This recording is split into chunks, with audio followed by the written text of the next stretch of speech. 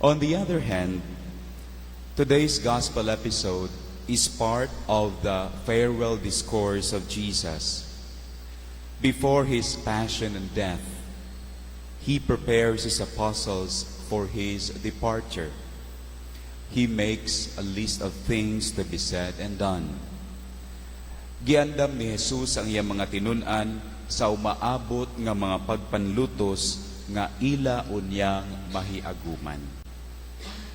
Supakon sila sa daghang mga tao, makasinati sila nagkadaiyang kasakit ug kaguol. Apan, gipahinumduman sila ni Jesus sa iyang mga pulong nga makapalig-on sa ilang pagtuo. Ingnan sila nga luyo sa tanang mga pagsulay, dili sila mahadlok. Hinunua, magpabilin sila sa ilang kalig-on sa Dios. Eventually, Jesus will leave them, but He will send the Holy Spirit.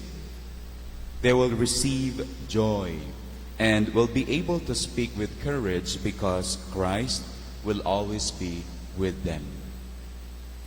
Dear sisters and brothers in Christ, this is also exactly the situation of the Apostle Paul.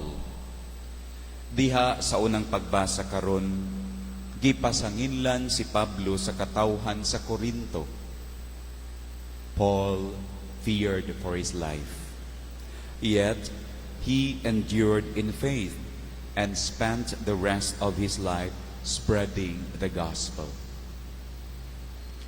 Sa katapusan, mga igsuon, sama sa mga tinun-an ni Jesus, magpabilin unta kita sa atong lig-on nga pagtuo ngadto sa Dios, luyo sa tanang mga kasakit, pagpanglutos, luyo sa tanang mga pagsulay sa kinabuhi nato dinhi sa kalibutan.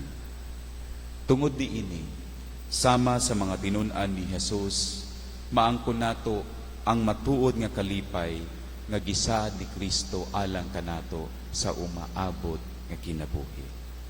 Hinaot paunta.